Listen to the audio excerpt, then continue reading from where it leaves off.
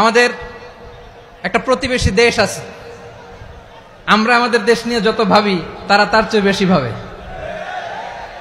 কথা বুঝতেছেন না? আরো ভেঙে বলতে হবে। আমরা আমাদের দেশ নিয়ে যত উদ্বিগ্ন, এদের আরো টেনশন বেশি। বলেন, আমাদের দেশে শান্তি আছে না নাই? আমরা হিন্দু মুসলিমে কখনো দাঙ্গা লাগে? আসতে বলেন, কেন লাগে? ওদের পূজা পর্বণে আমাদের মাদ্রাসার ছেলেরা যে পাহারা দেয়, চিল্লায় বলেন ঠিক কিনা? আমাদের তাফসির মাহফিলের সময় ওরা ডিস্টার্ব করে, ঢোল বাজায় না।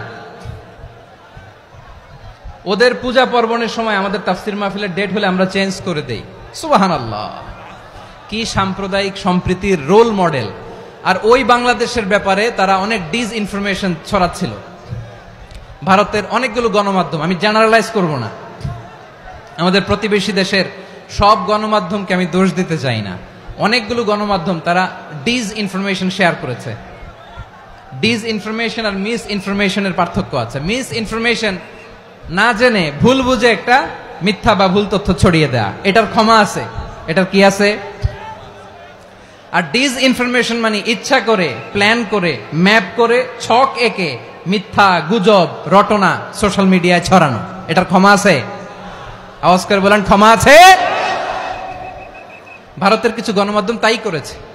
আমরা ব্যথিত হয়েছি, আমাদের হৃদয়ে রক্তক্ষরণ হয়েছে। আমাদের প্রতিবেশী দেশকে বলতে চাই, আমাদের দেশ নিয়ে আপনাদের ভাবার দরকার নাই, নিজের চরকায় তেল দেন, নিজের দেশ নিয়ে ভাবেন। গত মাসের ভয়েস অফ আমেরিকার রিপোর্ট, বাংলাদেশে সংখ্যালঘু জনগোষ্ঠী আগের চেয়ে বেশি নিরাপত্তা পাচ্ছে। Report voice of America, Muslim report নাকি? মুসলিম জরিপ, ভয়েস অফ আমেরিকা। কথা বুঝে নাই বোধহয়। ভয়েস অফ আমেরিকা কি আমাদের রিপোর্ট? না, ভয়েস অফ আমেরিকার জরিপ, বাংলাদেশের সংখ্যালঘু জনগোষ্ঠী আগের চেয়ে ভালো নিরাপত্তা পাচ্ছে। শুধু এখানেই শেষ না, মাইক্রোসফটের একটা জরিপ শোনাই আপনাদেরকে। তারা সারা পৃথিবীতে গুজব, ভুয়া আর মিথ্যা নিউজ ছড়ানোতে কোন দেশ সেরা একটা রিপোর্ট করেছে। এর মধ্যে 1 নম্বরে এসেছে ভারতের নাম। মাইক্রোসফট তো মুসলমানরা চালায় না? কথা বোঝে নাই বোধহয়। প্রতিবেশী দেশকে বলবো, আপনারা নিজের চরকায় তেল দেন, আপনারাও শান্তিতে থাকেন, আমাদেরকেও শান্তিতে থাকতে দেন। সব চেঞ্জ করা যায়, প্রতিবেশী চেঞ্জ করা যায় না। আমাদের ল্যান্ড তাদের ল্যান্ড, পাশাপাশি। আমরা চাই তারাও সুখে থাক, আমরাও সুখে থাকি, ঠিক কিনা? কিন্তু প্রতিবেশী হলে বন্ধুত্বপূর্ণ আচরণ করতে হয়। প্রতিবেশী যদি বন্ধু না হয়ে প্রভু হতে চায়, এরকম দানব প্রতিবেশী কেউ চায় না। ভারত যদি বন্ধুত্ব উপহার দেয়, আমরাও বন্ধুত্ব দিব। কি বলেন? তারা যদি বন্ধু সুলভ আচরণ করে, আমরাও বন্ধুত্ব উপহার দেব। কারণ আমাদের পররাষ্ট্র নীতি হচ্ছে সবার সাথে বন্ধুত্ব, কারোর সাথে বৈরিতা নয়। আলহামদুলিল্লাহ বলেন, কত চমৎকার পলিসি আমাদের। আমরা নির্বিবাদী, আমরা বাংলাদেশিরা শান্তিকামী।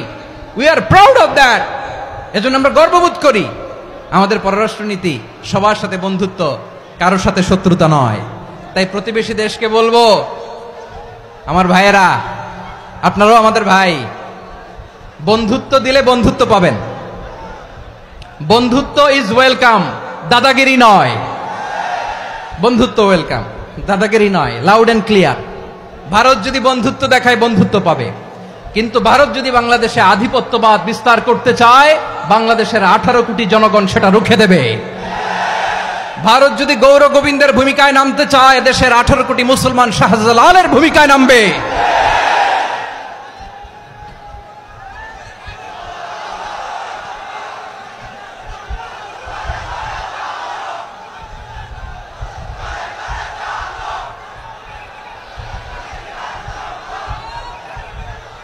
প্রিয় ভাইয়েরা, আমরা বন্ধুত্বে বিশ্বাসী, শত্রুতায় নই, ঠিক কিনা বলেন? আল্লাহ আমাদেরকে বোঝার তৌফিক দান করুক।